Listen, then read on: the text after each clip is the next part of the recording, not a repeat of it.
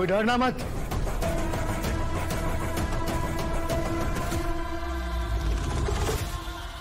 দেখুন আমরা কিন্তু সত্যি পুলিশে কেউ কোনো খবর দিইনি, মানে ওদের পক্ষে জানা পসিবল নয় যে আপনারা এখানে আছেন। আমরা এখানে ট্রিটমেন্ট করাতে এসেছিলাম।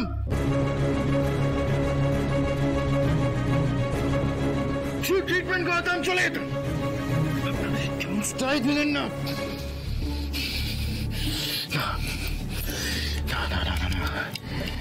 এখন আর আপনাদের কথা কিছু চলবে না, সবটা চলবে আমাদের মতে। হ্যাঁ सबका मोबाइल उठा, मोबाइल है सबका। दिन अब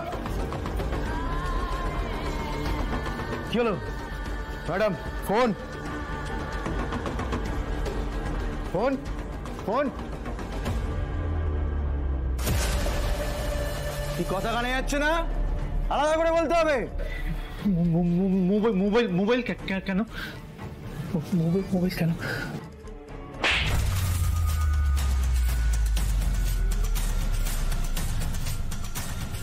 মোবাইল কেন? আমাদের না কেউ প্রশ্ন করে না। হ্যাঁ, এবার আমি আর কথা বলবো না, আমার বন্দুক কথা বলবে, চলবে নাকি? হ্যাঁ, मोबाइल के नाम। और एमनितेও ये सब मोबाइल का कोई काम नहीं है, সবাইকে মরতে হবে। সবাইকে মারতে হবে মানে? সবাইকে মারবেন কেন? আমি খুঁজে দিচ্ছি কে কে কে খবর দিচ্ছে পুলিশকে, তা তাকে ধরুন, আমাদেরকে ছেড়ে দিন। দেখুন আমরা এখান থেকে কেউ পুলিশকে খবর দিইনি, বিশ্বাস করুন।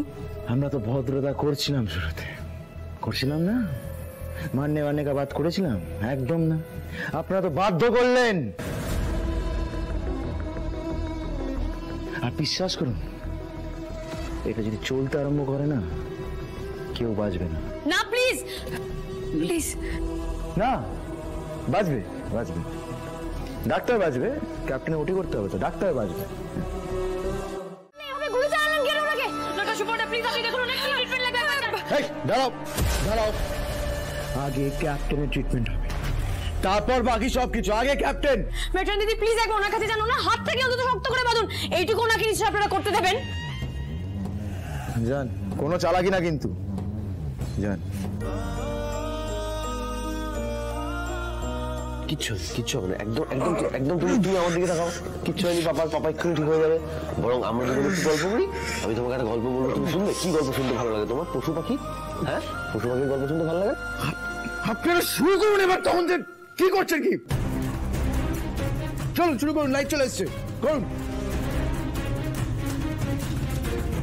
ডাক্তার একটা কথা বলছি আমি, ক্যাপ্টেন না থাকলে আমরা কেউ থাকবো না। আর আমরা এমনি এমনি যাওয়ার লোক নই। হ্যাঁ, সবাইকে মেরে তারপর মরব।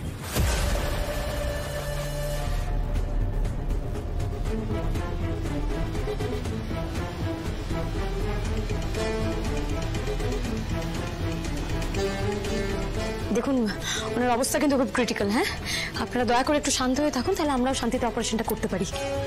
ঠিক আছে, আপনি কেউ পরেশান করবে না। প্রত্যেকদিন চাষিদের ক্ষেতের ফসল নষ্ট করে দিত। চাষিরা অনেক চেষ্টা করত তাকে ধরার, কিন্তু কিছুতেই কোনোভাবেই ধরতে পারতো না। জানো, ধরতেই পারতো না? না, ধরতে পারতো না তো। কেন ধরতে পারতো না বলতো? কারণ ইঁদুরটা ভারী দুষ্টু ছিল, আর খুব বড়ও ছিল। কত বড়? আরে কত বড় মানে কি করে বোঝাই তোমাকে এখন? কত বড়, ধরো এত বড় ইঁদুর। তো এইবার যেটা বলছিলাম, ওই যে ইঁদুরটা, সে তো সমস্ত চাষিদের ফসল খেয়ে নিত। তো চাষিরা ঠিক করলো যে ওই ইঁদুরটাকে তারা ধরবে। আচ্ছা এসব কি হচ্ছে রেখে? আমরা এখানে হস্টেজ হয়ে আছি, আর এর মধ্যে ইঁদুর বিহারের গল্প শোনার কোনো মানে আছে? অর্ণব, কি হচ্ছেটা কি? আমার মনে হয় তোমার আর কোনো কথা না বলাই ভালো। সেই আমার কথাটা ভালো কবে হয়েছিল?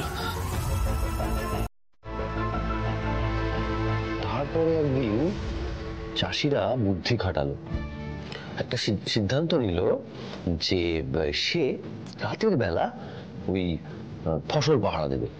মানে তার ফসল, তার আশপাশে যত চাষির ফসল আছে সব সে পাহারা দেবে। তো যথারীতি সে রাত হয়ে গেছে, ফসল মাঠে পাহারা দিতে গেছে। ঠিক একটা সময় দেখা যায় ওই বেটা ইঁদুর ফসল খাচ্ছে, তখন গুটি গুটি পায়ে ওই ইঁদুরের কাছে এগোতে গেল চাষি। আর ইঁদুর তো খুব চালাক, সে ওই চাষির পায়ের শব্দ পেয়ে পালিয়ে গেল। পালিয়ে গেল?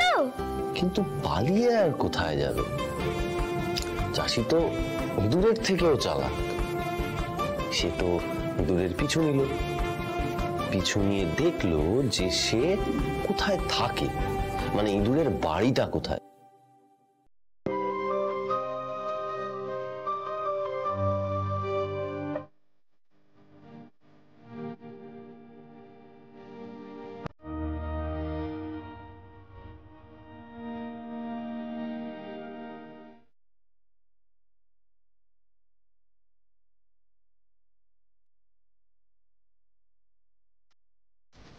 আনন্দি, এটা কি দিলে তুই?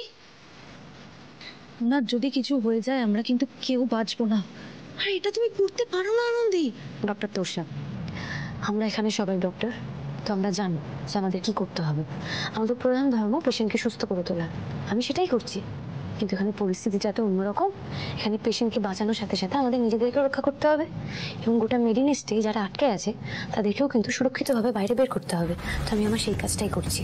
কিন্তু কি করছো সেটাই তো বুঝতে পারছি না। এটা একটা হাই ডোজের পেন কিলার। ওনার এখন যা কন্ডিশন তাতে ওনার ভালো লাগবে, আরাম লাগবে, এবং যেহেতু এটা হাই ডোজের তাই জন্য উনি বেশ কিছুক্ষণ আচ্ছন্ন থাকবেন, এবং ওনার এই আচ্ছন্ন থাকা অবস্থাটাই আমাদেরকে এনক্যাশ করতে